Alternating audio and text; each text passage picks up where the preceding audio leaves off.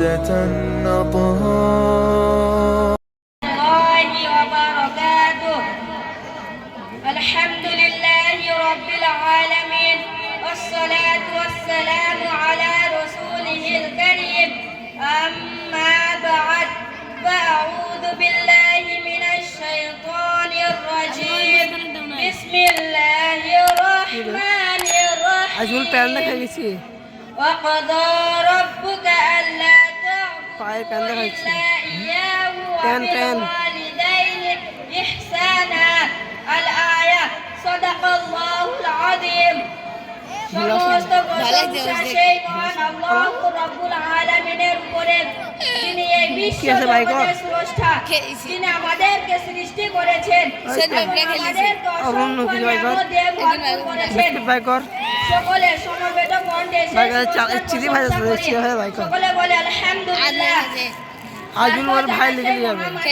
আমি তো মাই লেগে যাবে। আমাদেরকে জান্নাতের সাথে মাই লেগে যাবে। আমি সিনবাটা খেয়ে অত কোনো জিনিস তো একলা খাবি?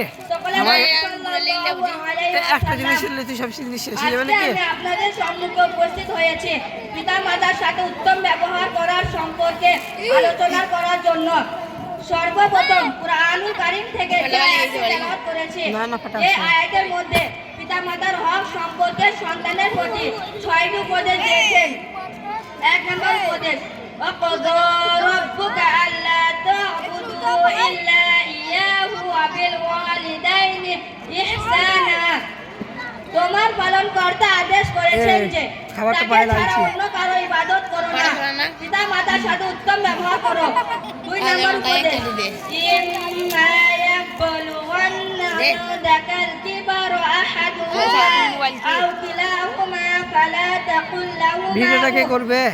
তোমার বাবা মায়ের মধ্যে একজন বা দুজন তোমার জীবদ্দশায় বৃদ্ধ বয়সে পৌঁছে যায়, তবে তাদের প্রতি কোনো রকম কষ্টের কথা এমনকি উপশব্দ করো না। ৩ নম্বর উপদেশ, ওয়ালা তানহারহুমা, এবং তাদেরকে ধমক দিও না। ৪ নম্বর উপদেশ, ওয়াকুল লাহুমা কাওলান কারীমা, এবং তাদের সাথে নম্র ও ভদ্র ভাষায় কথা বলো। ৫ নম্বর উপদেশ, ওয়াখফিদ লাহুমা জানাহাদ-দুল্লি মিনার রাহমা, তাদের সামনে ভালোবাসার সাথে নম্র হয়ে মাথা নত করে দাও। বাবা মার অনুগ্রহ স্মরণ করো এবং বলো। ৬ নম্বর উপদেশ, ওয়াকুর রাব্বিরহামহুমা কামা রাব্বায়ানি সগীরা, হে আমার পালনকর্তা, তাদের উভয়ের প্রতি রহম করো যেমন তারা আমাকে শিশুকালে লালন পালন করেছেন। উল্লেখিত আয়াতে যেখানে শব্দটি বলা পর্যন্ত নিষেধ করেছেন, সেখানে ধমক দেওয়া তো দূরের কথা।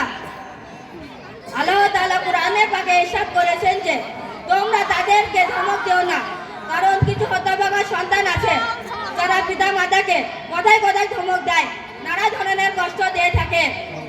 আল্লাহ তাআলা এটি জানেন, তাই শব্দটি বারণ করার সত্ত্বেও পুনরায় ধমক দিয়ে কথা বলার জন্য নিষেধ করেছেন। আজ আমরা যে যাই উপস্থিত আছি, এর পিছনে একমাত্র আমাদের মাতা পিতারই অবদান রয়েছে। তাদের জন্যই আজ আমরা এই পৃথিবীর সৌন্দর্য উপভোগ করতে পারছি। আজ মাতা পিতার জন্য এই পৃথিবীর মুখ দেখতে পারছি। কিন্তু যখন আমরা বড় হই, যৌবনে পা রাখি, তখন আমরা আমাদের পিতা মাতাকে ভুলে যাই, নানা ধরনের কষ্ট দিয়ে থাকি, অনেক সময় বৃদ্ধাশ্রমে পর্যন্ত দিয়ে থাকি। এমন অনেক ঘটনা আছে, পিতা মাতাকে বৃদ্ধ বয়সে রাস্তায় ছেড়ে দেওয়া হয়েছে। তাই আসুন, আমরা যদি আমাদের পিতা মাতার সাথে উত্তম ব্যবহার করি, তাহলে আমরাও একদিন আমাদের সন্তানদের কাছে উত্তম ব্যবহার পাবো। তা না হলে আমাদেরও পরিণাম ওই ব্যক্তির মতো হবে।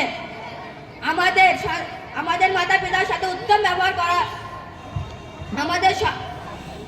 আমরা আমাদের পিতা মাতার সাথে উত্তম ব্যবহার করব, আমাদের আওয়াজকে তাদের আওয়াজের নিচে রাখবো। আল্লাহ তাআলা আমাদের সবাইকে পিতা মাতার সাথে উত্তম ব্যবহার করার তৌফিক দান করুন। সকলে বলে আমিন। আসসালামু আলাইকুম ওয়া রাহমাতুল্লাহি ওয়া বারাকাতুহু।